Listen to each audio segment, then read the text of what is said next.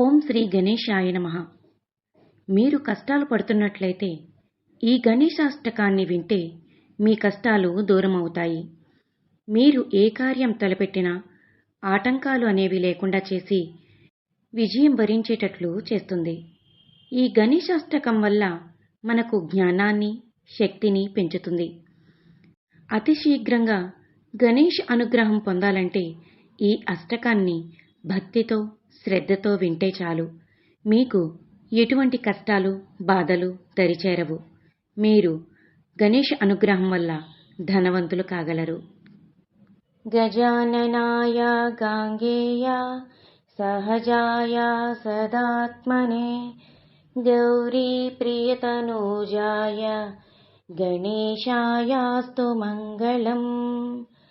నాగయజ్ఞోపవీతాయ నత విఘ్న వినాశినే నంద్యాధిగణనాథాయ నాయకాయాస్తు మంగళం.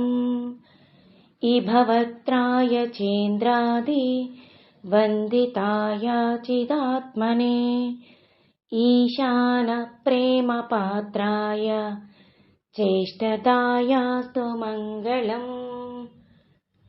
సుముఖాయ శుశుండాగ్రో క్షిప్తామృతఘటాయ చ సురబృందనిషేవ్యాయ సుఖదాయాస్తు మంగళం.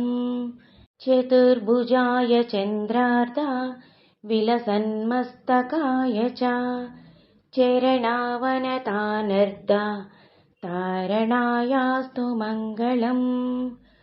వక్రతుండాయ వటవే వంద్యాయ వరదాయ చ విరూపాక్షాసుతాయాస్తు విఘ్ననాశాయ మంగళం.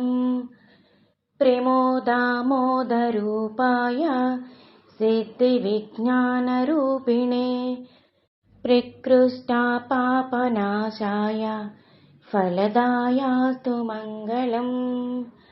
మంగళం గణనాథాయ మంగళం హరసూనవే మంగళం విఘ్నరాజాయ విఘ్నహత్రేస్తు మంగళం.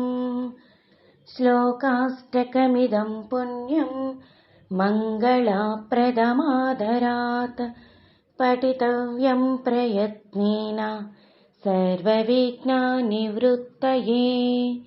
ఇతి శ్రీ గణపతి మంగళాష్టకం సంపూర్ణం.